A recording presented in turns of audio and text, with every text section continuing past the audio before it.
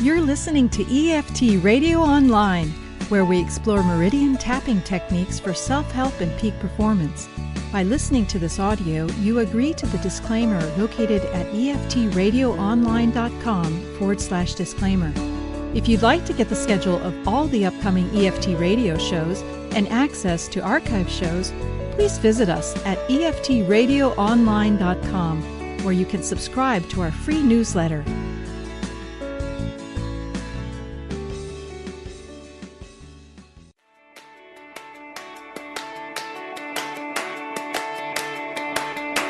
Are you a fellow peace seeker who is ready to shine? How would it feel to take back your personal power and be calm and centered in any situation? Join empowerment coach Stephenie Farrell for Live Your Best Life, where we'll harness the power of the law of attraction and the art of creating affirmations. Get ready to say yes to your best life.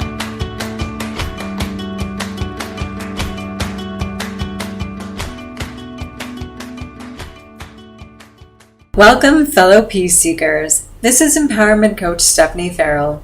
I've got a special treat for you today, a conversation I have with a man who is truly a living demonstration that peace is possible, best-selling author and spiritual teacher, David Hoffmeister.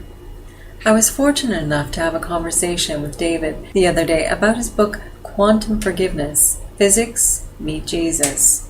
I hope you enjoy this special interview with David, and that his book, Quantum Forgiveness, will touch you as deeply as it has me.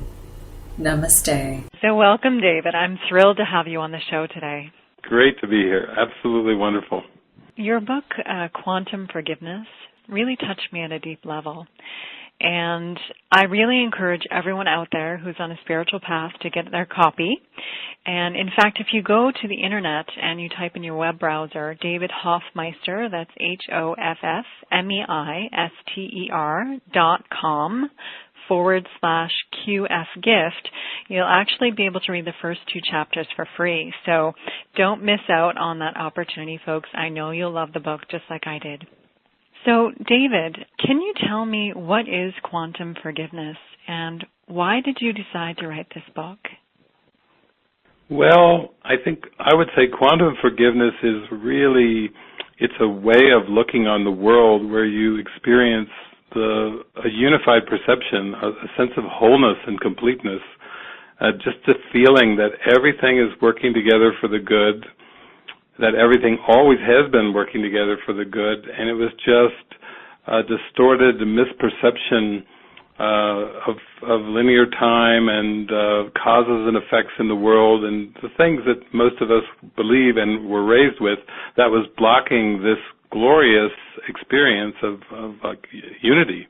Mm-hmm. And so the reason I wrote this was I thought I would love to put it in terms that are both psychological and spiritual and scientific, and also use some examples of movies, some Hollywood movies and a Star Trek episode called Emissary to really convey this experience, because it's really our birthright for us to feel innocent and happy and joyful. Beautiful. Beautiful. Can you tell our listeners actually a little bit about when you first encountered A Course in Miracles and your personal journey as a spiritual teacher?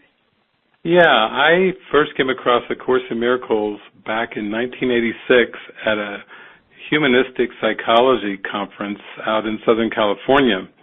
And I had gone out there and I felt there was some kind of big shift happening in my life, but I'd gone out there and smelled the fresh, salty air, Pacific Ocean breeze coming in and walking along the beach, and I went, wow, this is fantastic. And it felt like that was like a little foreshadowing of coming across this pathway called A Course in Miracles. So when I first went down to the area where the psychologists were sharing their books and their tapes and DVDs and so forth, at the time I encountered a couple students of a Course in Miracles teacher called Tara Singh, who was a Sikh man and had really devoted his life to the practice of A Course in Miracles. And so I came across A Course in Miracles, the book that Tara Singh had written, Nothing Real Can Be Threatened, and also a book that Kenneth Wapnick had written called Forgiveness in Jesus. And basically I felt this like waves of love, like a tsunami of love just crash over me psychologically while I was standing there, and I said, oh my gosh, what is happening? Is this some kind of a spiritual emergence or something happening to me? And I was quite startled by it, but really felt the love. And then that began me purchasing the book and just diving into it, reading the book for like 8 hours a day, using it more like an oracle, just popping it open to get answers to prayers and questions, and then reading on in excitement and eagerness as I felt like this was just feeding my soul, just spoon-feeding my soul. And so years passed. I would say it took me about 2.5 years of immersion, and then after about several years, I just started to get this internal stream of thought that was like my internal teacher becoming activated and guiding me very specifically, not just telling me that I was loved, but actually giving me very much practical guidance, what to do, where to go, who to call, what to begin, what to end, all kinds of practical guidance. And I felt like I was getting in touch with Jesus, actually, and had been raised in Christianity, but this is the first time that I actually had an actual direct experience of his love and instructions. And then I would say around 91, began a lot of travels, just traveling around the United States and Canada, trusting, really experientially being shown by my internal teacher, how to live this and put it into practice. And then in the mid-90s, I was guided to this little house I call the Peace House, so I could actually receive others there as well as my travels. And then around 2003, I started traveling overseas, beginning with Argentina. And really, I would say probably starting in the early 90s, people started to show up in my life and tell me that I was their teacher, which was a little startling at first because I wasn't setting out to be a teacher. And suddenly people were saying, you are my teacher, I am your student. And this continued on through the 1990s, and it just keeps continuing on and on. I would say as I do a lot of travels overseas and work with people very intimately, then this kind of backdrop occurs. I think it's more of like a metaphor, student-teacher. It's just like a learning device that the Spirit uses. But so it's gone on for a number of years, and that's kind of how I got into it. I didn't really plan to get into being a teacher, but it's more like the Spirit had a plan for me, and that was part of it. So it kind of got dropped into my lap. That's amazing, actually. What a calling. What a fantastic. David, I wonder if you could answer this for me. When I first started doing the workbook lessons in A Course in Miracles, I had a lot of resistance come up, and I also struggled with a lot of emotions that surfaced, really heavy emotions. And could you tell me, is this something that's most people experience or many people experience? Yeah, I would say if you don't experience those two things, you probably not, your heart's not in it. If your heart is really in it and you're healing, there will be, I would say, really intense, I would say buried emotions that have been pushed down in the unconscious mind that will surface. And that is absolutely essential for healing to occur, because that's really what the unconscious is. There was one point where Jesus, I think, made a reference to Helen Schuckman and called the unconscious, that Carl Jung called the shadow. He called it the unwatched mind.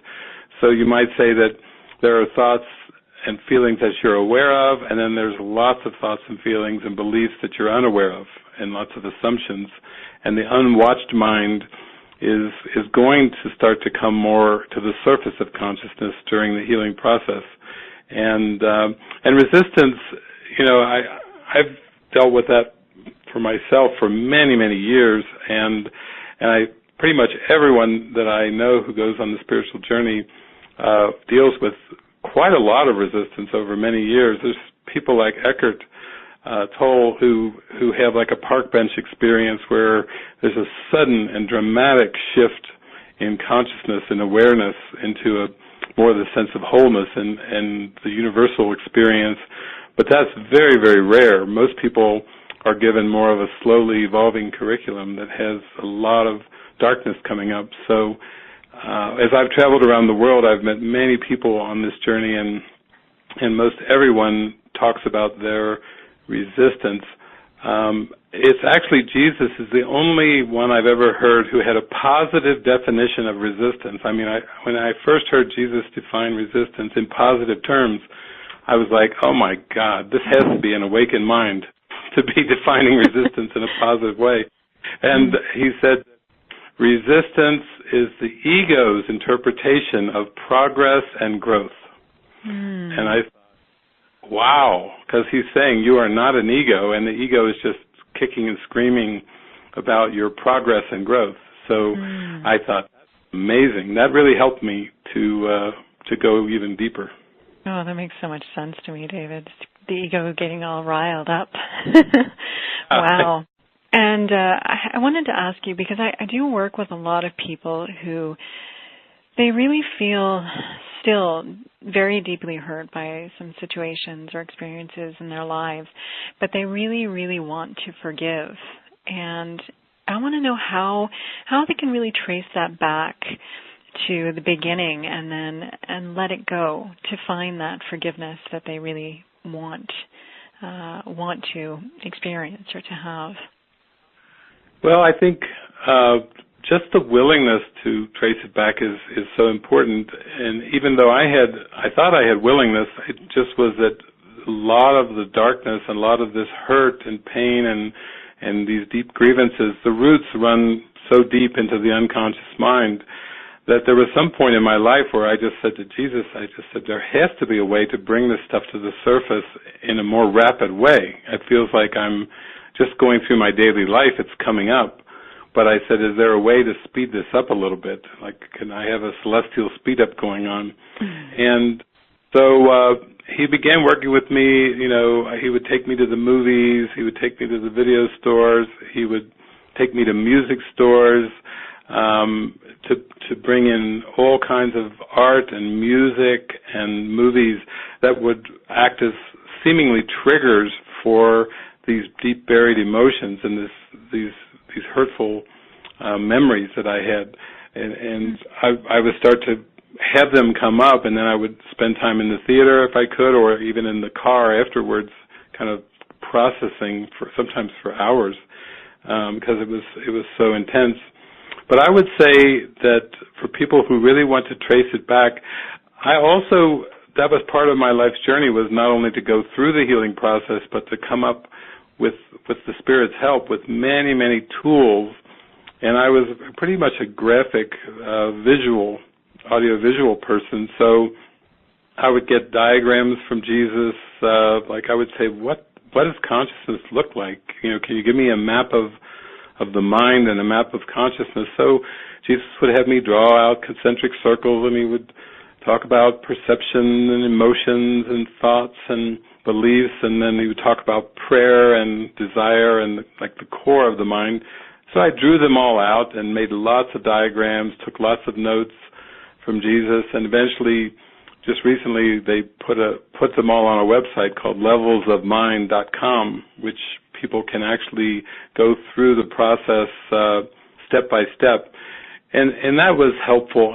I had this tool that he gave me called Instrument for Peace, where he would just say, just fill in the blanks. Well, here's what did you perceive happened, and what were you thinking, what were you feeling? He would really take me back to some of these traumatic memories, or even current memories of who were more recent for me, where I was still struggling. And I would start to work with these Instruments for Peace. Interestingly, it was 12 steps, like the AA and the 12-step programs.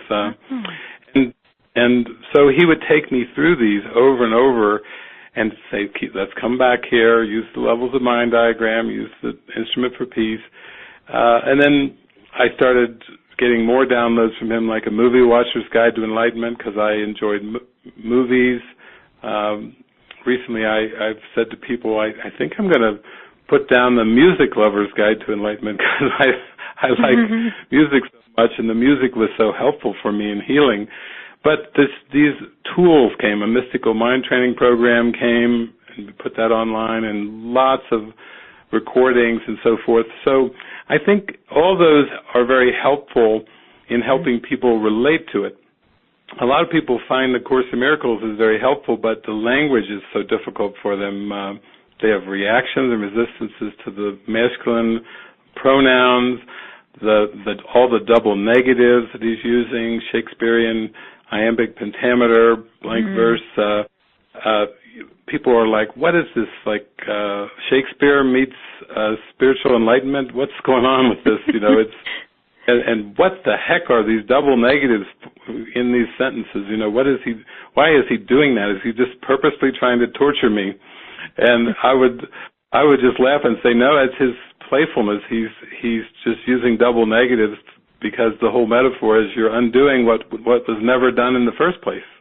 And it's his way of playfully using language to even bring in like a sense of lightheartedness. And once you get the joke, then it's like, oh, okay, you're just playing here. And so I would say there's lots of ways to trace it back, and I've had a lot of lunches and dinners and visited people even for some days where we've just sat down and had lunch and cups of tea, and we've gone through this process of tracing it back, and after a while it gets easier to do. Fantastic, and that's resourced. You can resource that online at levelsofmind.com. Is that right, David? Yeah, that's it. Yeah, it's just kind of recently been designed just to kind of take you in and take you through that process in a very direct way. I know the Instrument for Peace and these diagrams have appeared in other books and online things I've done, but we kind of put it all together in one website there. It's make it a pretty streamlined process. Oh, fantastic. I wanted to ask you about relationships, and in Chapter 6 of your book, you talk about your relationship with your father and how there was a lot of tension between you when you were growing up, and then after many years, the relationship was healed. Well, I know a lot of our listeners, a lot of people I work with who really, really struggle in relationships. How can someone find peace when they're faced with a challenging relationship? Well, the first thing that comes to mind is that the struggles we have in our interpersonal relationships are really based because the ego has set the relationship up and is dictating the relationship, and so our struggles, our difficulties, our conflicts, and even our tragedies in terms of our perceptions of these relationships are coming from these ego concepts and ego goals that we project onto the relationships. So if you would take that back to God or Spirit or Source, most people would say, wow, it's kind of hard to define God or to define Spirit. It's so vast, it's so ethereal, it's so esoteric, but once we look at relationships in our perceptual world, they're very defined. Whenever somebody doesn't meet the role that the ego assigned to them, that's where the upsets come in. It's almost like you let me down, I trusted you, but you didn't play the role that was assigned to you. And it would be almost like going to a theater and being in the front row and watching the actors and actresses and getting in all the conflicts and dramas that come up in theater. And then at one point, one of the characters just going, hey, stop it all. I'm going to step out of character here right now because I don't like the way this feels. I'm getting really worked up here. So I'm going to just drop the role here, and I'm going to talk from my heart. And then all the other actors and actresses, okay, let's all talk from our heart. And then it turns into a big love fest, and the whole drama ends immediately as the roles are dropped. It takes us a while to do that in our spiritual journey because the roles are so conditioned, and we really do believe they're true. But what used to be a partner, for example, or a father or a mother that we had really tight expectations around the role, it starts to loosen up. And I think I mentioned that in that chapter where I finally loosened up from projecting that father role onto my father and the son role onto me. And I said, let's just meet brand new in the moment, free of these past memories and associations, and then it just turned into a glorious healed relationship. Beautiful. Is that what they call, you would define as a holy relationship, David? Yeah, so holy relationship, it would be like that example I just gave where the actor in the middle of the stage play says, I'm just going to start speaking from my heart. I'm getting off of the script here that I memorized. When we come from a purpose of healing and joining and connecting, it's so glorious. You know, it's like that's what our heart has been yearning to do, is just really connect, have these heart-to-heart talks, to hug somebody, to hold someone, to go have a nice walk through nature with someone, to just not hold them to strict, harsh expectations, and not hold ourselves either to them, to let ourselves be spontaneous and playful and joyful. You know, that's really what forgiveness is all about. So I would say forgiveness is the purpose of our life, and it's really the purpose that brings us into an alignment with Source, and then we feel we're in holy relationship with our family, friends, our people, or even people we live with, work with the dogs and the cats and the trees and the bees and everything. It just brings us back into that alignment with Source. So, David, if the purpose of our lives is forgiveness, what is the ego's purpose? The ego is a death wish. So you might say if everything is truly abstract love and light, the ego is the belief that there is no source, no God, no love. It's purely a death wish, and all it wants to do is exist and use the power of our mind that came from our source to miscreate, to distort. It's a death wish, and basically what comes from it are feelings of guilt and shame and pain, fear, suffering, and so it doesn't have a positive purpose. I mean, it's basically when people say, David, can you help me understand the ego better? And I say, I really can't. It's not something that ever can be understood, but it can be forgiven. And what I mean by that, it can be released or overlooked to go back to that light in the mind, but you never can really understand, quote, ego dynamics because it's bizarre. You could never understand a death wish because it's not our true nature. But we can coexist. It's not something to get rid of or to kill. It's something that we have to overlook or forgive in order to be in a state of peace. Yeah, that's exactly it. You don't want to try to kill it or get rid of it. It's more like it's these unconscious beliefs and assumptions. Mm-hmm. Like all the ego is an assumption that death is real. And then we see a world that acts that out. We see tragedies. We see things that the ego sponsors, like betrayal and abandonment, abuse, hurt, victimization. You know, it's a death wish, and everything that's not happy, everything that's not supremely joyful and happy is sponsored by the ego. And the way that the ego continues to seem to exist in our awareness is by staying under the surface, kind of like an iceberg, that just a tiny tip shows, and there's this massive underbelly under the water. It hides. It always wants us to have secrets and even keep secrets from ourselves. It doesn't want us to understand how we're doing this to ourselves emotionally, and it wants us to stay feeling powerless and helpless and at its mercy so it can seem to exist. But once we learn to expose it, that's how we overlook it. We kind of pull the plug. We're not going to feed it anymore with our mind's energy, our mind's power. We're just going to pull the plug on it and basically say, nope, I see you going by there, those thoughts, but I am not biting the bait. I'm not riding on that train today. And the better we get at that, at just watching the train go by, like the Buddhists talk about, then that's really how we forgive. So the ego is very fear-based. So it's creating behaviors and thoughts and actions, creating those behaviors in our lives to keep itself safe or to keep itself hidden, I suppose, from the light? Yeah, it wants us to be.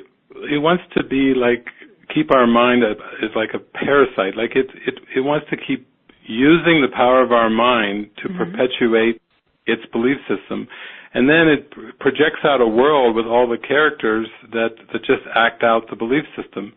So I got on your website and I got to read a little bit about your story and how you were in this abusive relationship, and then you were told, you could go. It's like you're not needed anymore, you're not wanted. And then you went through this period of starting after a while, tears and emotionally reacting to the whole thing, then started to feel this connectedness. That's really the beginning of the undoing of the ego. Once we start to feel this connectedness, basically what we're saying is, okay, I'm not going to buy these codependent, abusive kind of relationships, because that's what's just getting acted out on the screen, and I'm through with it. I'm going to empower my mind, my soul. I'm going to rise up and be in alignment to the joy and love and light that I was created to be, that I'm just here to express that love and light, but as long as I have these negative emotions and beliefs and thoughts that are still covering my light, then I'm going to do some cleaning of the filter. So really, every day is an opportunity to clean the filter. The ego thoughts, they're so believed in and they're so widely accepted that you may seem to stand out a bit when you start to say, no, I'm not going in that direction anymore. I'm going in a whole new direction of healing and wholeness. And then as we really commit to that, just like you committed to yoga and exercise and eating well and getting proper amounts of sleep and so forth, you were just going to be good to yourself. That's just a beautiful reflection of your nurturing your soul and saying, I am not going to hang on to this soul sickness of believing in the ego anymore. I deserve love and light and joy and happiness. I deserve love as me, expressing through me always, and that's, I won't be content with anything less than spiritual awakening. And then you trust that the world will just reflect your determination, and you start calling forth all these witnesses of love and light. It could be beautiful scenes in nature, it could be wonderful, mighty companions and dear friends that you just have these heart-to-heart connections with, and you feel very telepathic with them, like you even know what they're thinking and feeling because you're so connected, and that just sets you on this road of spiritual awakening, and pretty soon the ego just kind of fades away because you're not feeding it anymore, you're not focusing on it, you're not going to just let it be or let it seem to be, you're just going to overlook it and keep looking for the joy inside, and then let the world just reflect that back to you. So beautifully put, David. So beautifully put. Feels wonderful. I feel that love and peace right now talking with you. Fun when we define this purpose. This is people say, well, why do you eat out? For this reason that we're sharing right now, or why go on a vacation? For this reason. Why do anything really is let this be the reason, this feeling. Right, that connection, that peace, that love. Yeah. So beautiful. Yeah. So, David, if there is one last thing that you feel is most important for our listeners to really be left with today, what would that be? Well, I would say that you have every right, it's your natural right to be happy, that you were created happy and you have every right to that, and that the ego is a death wish that has just tried to come up with all these substitute happiness ideas.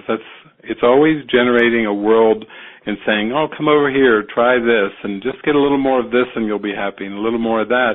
And it's just not satisfying when we keep pursuing things. We keep looking for love in things and people and even in circumstances. And quantum forgiveness is about coming back to that holistic view and experience of the world where you feel so connected and at one with nature, with people, with everything.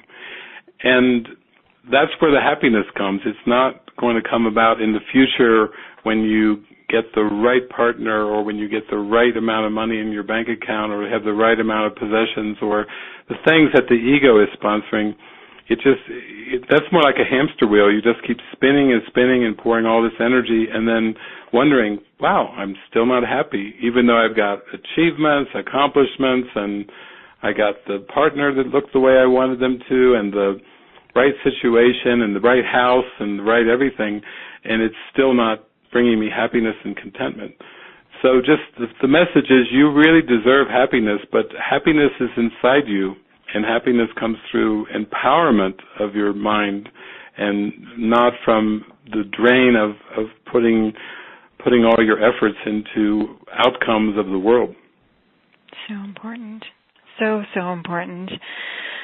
Oh, David, it's been so wonderful speaking with you.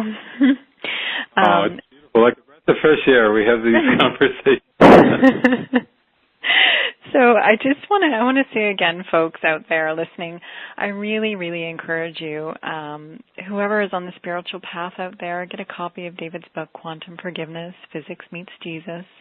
It's available on Amazon.com, and don't forget to claim your free gift. The first 2 chapters, when you go to the web browser and type in David Hoffmeister, that's HOFFMEISTER.com/QF gift. Again, David, thank you so much. It's been really wonderful talking with you today. Thank you, Stephenie. And yes, if you ever make it down here to Utah, please come and visit. And are you in Eastern Canada or Western Canada? I'm in Eastern. I'm in the Toronto area, so Ontario. Mm-hmm. Very good. Well, I just had another friend who contacted me a while back, also named Stephenie, and she's over in Newfoundland. And she was wanting me to come over there next June, I think, to do something, but I've enjoyed my visits to Toronto and that area too, so it's good. I really enjoyed this conversation, and just thank you for following your heart and your calling. Wonderful. Thank you so much, David. Many blessings. And to you. Bye-bye. Bye-bye.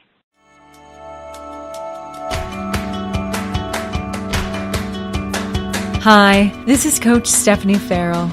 I understand what it's like to struggle with fear, anxiety, and frustration. I've fallen on my face more times than you care to count. But what I've learned is this: the only way to change your life is to change how you feel. I totally get how overwhelming it is to take that first step. You don't have to do this alone. Email me at Stephenie, that's STEPHENIE, at purpose-power-peace.com and claim your complimentary Breakthrough to Self-Empowerment session, where we'll create a personalized strategy for living your best life.